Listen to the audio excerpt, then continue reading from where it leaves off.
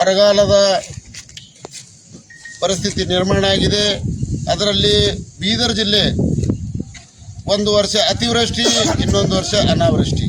ಈ ವರ್ಷ ಜೂನಿಂದ ಇಲ್ಲಿವರೆಗೆ ಮಳೆ ಸಂಪೂರ್ಣ 40-50%ಕ್ಕಿಂತ ಒಳಗೆ ಬಂದಿದೆ. ಸಂಪೂರ್ಣ ರೈತರು ಬಿತ್ತಿದಂಥ ಮೊಳಕೆ ಒಣಗ್ತಾ ಇವೆ.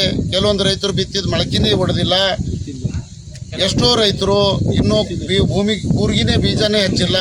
ಮುಂಗಾರು ಹಂಗಾಮು ಸಂಪೂರ್ಣ ಲಾಸ್ ಆಗಿದೆ. ಆದ್ದರಿಂದ ರಾಜ್ಯ ಸರ್ಕಾರ ಕೂಡಲೇ ಮಧ್ಯಸ್ಥಿಕೆ ವಹಿಸಿ, ಕೇಂದ್ರ ಸರ್ಕಾರ ಮಧ್ಯಸ್ಥಿಕೆ ವಹಿಸಿ ಸಂಪೂರ್ಣ ರೈತರ ಸಾಲ ಮನ್ನಾ ಮಾಡಿ ರೈತರು ಆತ್ಮಹತ್ಯೆ ಮಾಡಿಕೊಳ್ಳುವಂಥ ಏನು ಪರಿಸ್ಥಿತಿ ನಿರ್ಮಾಣ ಆಗಿದೆ ಅದನ್ನು ರಕ್ಷಣೆ ಮಾಡ್ತಕ್ಕಂಥದ್ದು, ರೈತರನ್ನು ರಕ್ಷಣೆ ಮಾಡ್ತಕ್ಕಂಥದ್ದು ರಾಜ್ಯ ಸರ್ಕಾರದ ಜವಾಬ್ದಾರಿ ಇದೆ.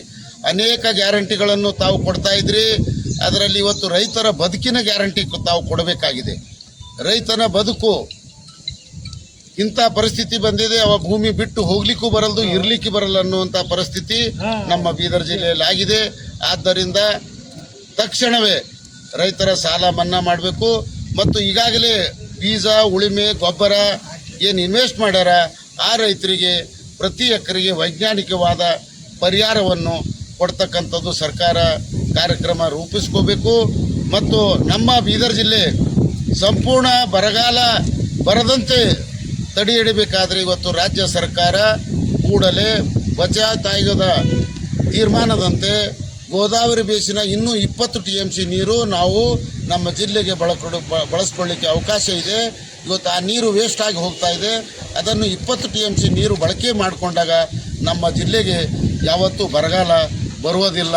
ಆದ್ದರಿಂದ ರಾಜ್ಯ ಸರ್ಕಾರ ಕೂಡಲೇ 1,000 ಕೋಟಿ ರೂಪಾಯಿ ಅನ್ನು ಮೀಸಲಿಟ್ಟು ಈ ಒಂದು ಗೋದಾವರಿ ಬೀಸಿನ 20 TMC ನೀರು ಬಳಕೆ ಮಾಡ್ತಕ್ಕಂಥ ಕಾರ್ಯವನ್ನು ರಾಜ್ಯ ಸರ್ಕಾರ ಮಾಡಬೇಕು.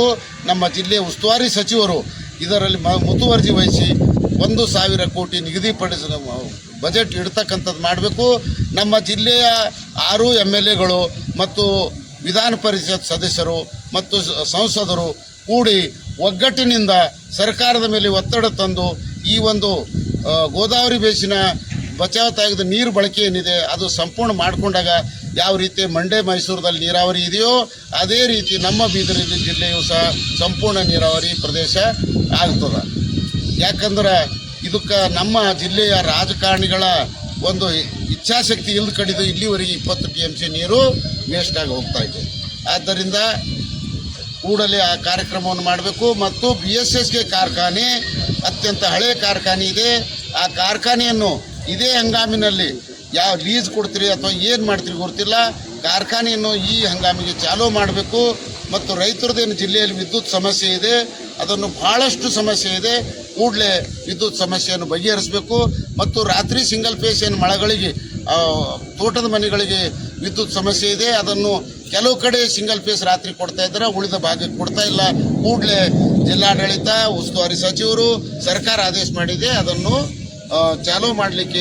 ಸಿಂಗಲ್ ಫೇಸ್ ರಾತ್ರಿ ಕೊಟ್ಟಾಗ ಹೊಲದಲ್ಲಿರ್ತಕ್ಕಂಥ ಮನೆ, ಮಠ, ದಾಡಿ, ದನಗಳ ಕರುಗಳಿಗೆ ಅನುಕೂಲ ಆಗ್ತದಂತ ಈ ಮುಖಾಂತರ ಒತ್ತಾಯವನ್ನು ಮಾಡ್ತೀವಿ.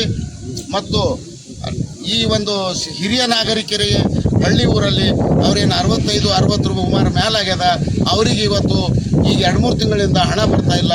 ಕೂಡಲೇ ಸರ್ಕಾರ ತಾವು ಪರಿಶೀಲನೆ ಮಾಡಿ ಪ್ರತಿ ಹಳ್ಳಿಗೆ VAಗಳು ಇದ್ದಾರೆ, ಆ VAಗಳಿಗೆ ಕಳಿಸಿ ಯಾರಿಗೆ ದುಡ್ಡು ಬರ್ತಾ ಇಲ್ಲ ಅವ್ರದ್ದು ಏನಾಗಿ ಸಮಸ್ಯೆ ಆಗಿದೆ ಕೂಡಲೇ ವ್ಯವಸ್ಥೆ ಮಾಡಬೇಕು ಅಂತ ನಾವು ಈ ಮುಖಾಂತರ ಜಿಲ್ಲಾಧಿಕಾರಿಗಳಿಗೆ, ಉಸ್ತುವಾರಿ ಸಚಿವರಿಗೆ ಒತ್ತಾಯ ಮಾಡ್ತೀವಿ.